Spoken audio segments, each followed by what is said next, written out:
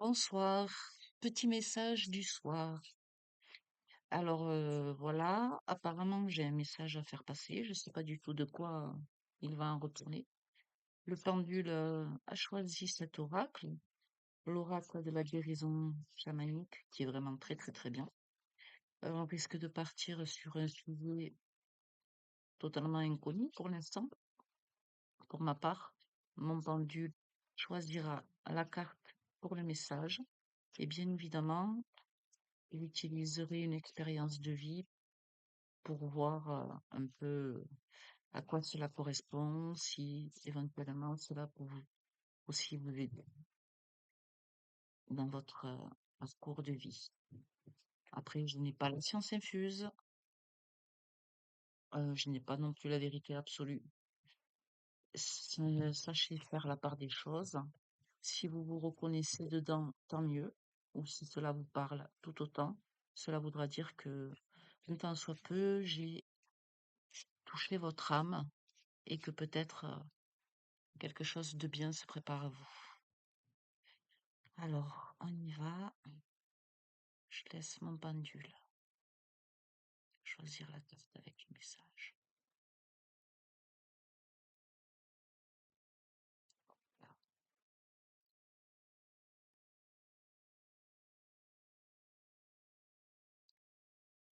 Ferme les yeux pour pas influencer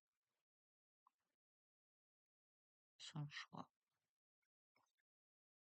comme vous pouvez le voir. D'accord. C'est celle-ci. Je vais demander si c'est bien celle-ci. Et c'est la carte avec le message. Bon, ben c'est bien celle-ci. Merci. Oui, je lui fais tout un petit livre pour remercier. Bon, je n'ai pas de guide, personnellement, parce que nous avons tous des croyances différentes, bien sûr. Et du coup, j'estime que chacun a le droit de penser ce qu'il veut. Et normalement, un guide est toujours un guide ou moi j'appelle ça mes protecteurs célestes. Je les nomme comme ceci, mes protecteurs célestes, ne sont que pour une personne. Les anges, les archanges, chacun fait comme il a envie. Je ne critique absolument pas, rien du tout. Du coup, j'ai gardé à côté de moi le petit livret parce que je ne connais pas forcément toutes les significations. J'ai pas mal de jeux. Je vais déjà voir par rapport à ce que je ressens. Je peux me tromper, surtout si vous aussi vous tirez les oracles et les tarots, en sachant bien évidemment que je laisse maintenant libre cours, ben cœur aussi, à mes ressentis. Alors voyons de quoi nous allons parler au niveau du message. La carte numéro 5, qui n'est autre que le développement psychique, avec un beau signe sur l'eau et un soleil magnifique qui éclaire.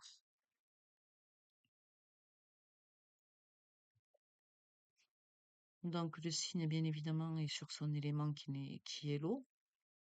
Au-dessus, le soleil me fait penser à la source. La source, oui, Dieu, comme vous voulez, le grand tout, suivant vos croyances. On peut voir que sur Terre, il y a des graines qui ont germé, comme si l'âme, en fait, le psychisme, le développement psychique, normalement, c'est au niveau de l'esprit. Nous avons vu ça hier avec un ami parce qu'il cherchait un mot pour définir une phrase qu'il avait écrite. Et du coup, en fait, tout ce qui est psychique et psychisme hum, touche principalement, pardon, au niveau de l'esprit. Donc, on n'est pas encore tout à fait dans l'âme.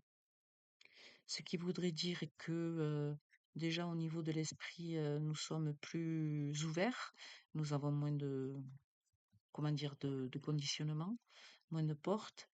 Nous pouvons éventuellement parler de sujets sur lesquels avant on pouvait penser que c'était tabou ou qu'on était assez fermé. Le blanc aussi du signe, hein, la pureté, n'est-ce pas, comme la colombe. Donc, voyons voir ce que le livret dit sur cette carte, le numéro 5 de la carte. Je sais pas si on voit bien, là, c'est pas terrible, hein. Pardon pour la luminosité. Le 5, c'est aussi le changement, donc bien évidemment une évolution, on peut dire ça comme ça aussi. Et voyons voir le message de cette carte. Numéro 5. Et là-dessus, après, je partirai par rapport à ce que je peux dire par rapport à mon vécu. Alors, le développement psychique, carte numéro 5. Le travail énergétique ou de guérison que vous êtes en train de faire vous permettra de développer non seulement votre sensibilité aux énergies qui vous entourent et à celles des autres, mais également à votre discernement. Le discernement est associé à votre sixième sens, votre intuition, et à une perception physique qui vous indique si quelque chose est juste ou pas. La situation à propos de laquelle vous interrogez l'oracle vous demande d'utiliser votre discernement. Il ne s'agit ici ni d'absorber l'énergie des autres, ni de vous renfermer par peur. Imaginez l'énergie qui vous traverse comme de l'eau. Si vous absorbez trop l'énergie des autres, pardon, vous risquez d'être entraîné vers le bas. À l'opposé, si vous la repoussez, vous risquez de vous refermer sur vous-même. Lorsque vous laissez l'énergie circuler librement, sans l'embrasser ni la repousser, vous êtes pleinement dans le flux de la vie, en restant dans cette fréquence vibratoire élevée. Vous pourrez alors accéder aux profondeurs de la psyché. Cette carte peut également inciter à suivre des cours, à participer à des ateliers ou à lire des livres sur le développement psychique. Alors, par rapport à la définition de cette carte, le développement psychique, Heu, personnellement, je trouve qu'il n'y correspond pas puisque c'est vraiment relatif à l'esprit, donc à l'ego, donc à la matière, pour moi, d'accord? En sachant, je me répète, que je n'ai pas la science infuse. Par contre, le mot psyché correspond beaucoup plus et c'est rigolo dans le sens où hier, justement, nous avons eu cette conversation avec mon ami, de voir la différence entre le psychisme, le psychique et la psyché. Et forcément, la psyché correspondait beaucoup plus. La psyché, c'est plus le mot qui définit la profondeur de la définition de la carte par rapport aux énergies, justement. Alors, par rapport à ça, en fait, je dirais que le développement de la psyché, plutôt, permet justement ce travail énergétique. Il faut trouver le juste. Le juste a fait également partie de notre conversation à mon ami et à moi. Trouver un très bon équilibre par rapport aux énergies, par rapport au fait de partager les choses. Ne pas repousser les gens, mais quand même se protéger un petit peu. Faire un échange, bien sûr, mais il faut quand même savoir à qui on a affaire. Par exemple, moi j'ai eu affaire par le passé à des personnes toxiques, car j'ai cette faculté quelque part de pouvoir la lumière à chacun de nous, même si elle est vraiment toute infime et bien loin. Et j'ai toujours eu envie de faire ressortir cette lumière pour la personne, pour que, avant tout, elle-même soit en parfait équilibre avec elle-même, en étant plus du tout trahie ou blessée ou avec je ne sais quoi d'autre. Mais malheureusement, je me suis aperçue avec le temps que, ben, en fait, c'était peine perdue parce que si la personne ne le veut pas, on peut rien y faire. Par contre, me faire pomper mon énergie, ça, je l'ai eu, et d'où les vampires énergétiques, comme dit l'expression. Parce que forcément, on apporte une telle lumière, on a un tel amour, surtout par rapport à l'amour que l'on porte en nous, que euh, les personnes qui pompent notre énergie le savent en face et ressentent profondément qu'en fait, on leur donne la force. Et même quand on ne veut plus leur donner de la force, en fait, elles sont tellement entrées en nous, par n'importe quel moyen que ce soit, que ben, les portes sont très difficiles à refermer et elles arrivent à toujours trouver une faille. Je dirais, moi, pour cette carte, par rapport au message qu'elle donne, c'est oui, élargissez votre conscience, par rapport à ce qui se passe autour de nous, que tout n'est pas que matière, c'est également énergie.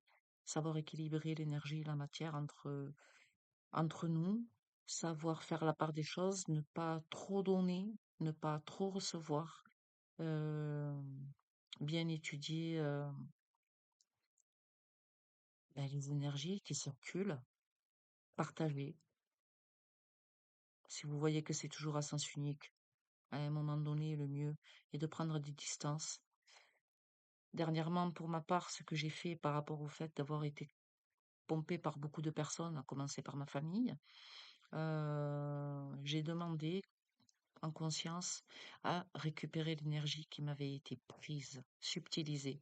Attention, j'entends bien par là que l'énergie que j'ai offert, l'amour que j'ai donné, l'amour que j'ai offert, je l'ai fait de mon cœur et je l'ai fait volontairement.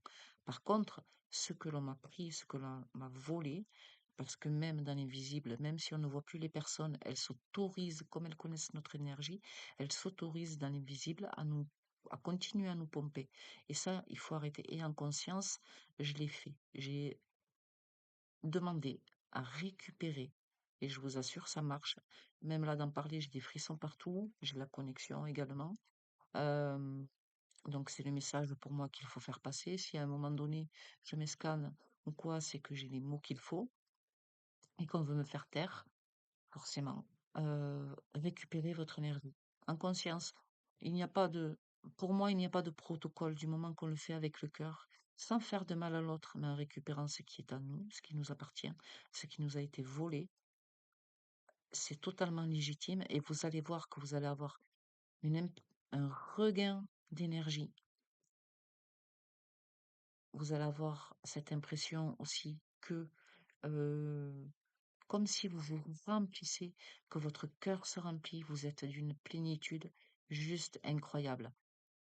Et quand on a fait ça, quand on est un peu plus même ouvert d'esprit, qu'on se met moins de barrières, qu'on est moins dans sa carapace, comme je l'ai été, on peut plus facilement percevoir les énergies des autres et donc savoir aussi automatiquement à qui on a affaire. Écouter notre corps aussi. Le corps, c'est très important. Pendant toute ma vie, je ne l'ai pas écouté. J'ai écouté que mon mental. Pourtant, j'avais des intuitions, de très très très fortes intuitions. Je ne les ai mises de côté parce que je n'ai pas écouté mon corps, alors que le corps est une très très bonne antenne, un très très bon récepteur pour, pour savoir et reconnaître quand quelque chose ne va pas. Si vous ressentez automatiquement, votre corps, lui, est là pour ressentir si vous avez, s'il sent une attaque, même énergétique, il vous préviendra toujours. Votre cœur se serre, ou bien vous avez des frissons, vous êtes mal à l'aise. euh, enfin, il y a une multitude, vraiment. Il n'y a pas à proprement parler, pour moi, il n'y a pas à proprement parler d'une seule façon de pouvoir déceler ça. C'est être surtout à l'écoute de son corps, à l'écoute de son cœur, de ses intuitions, de son âme. Et si on voit qu'il y a quelque chose qui dérange en nous, on se sent oppressé, ou bien on se sent triste, ou bien on a le cœur meurtri, ou bien on commence à trop réfléchir, c'est qu'il y a quelque chose qui va pas. Quelque chose qu'il faut pas, qui va pas. Et dans l'idéal, ce que je fais depuis pas longtemps, je m'assois dans l'herbe, je me mets pieds nus en contact de la terre.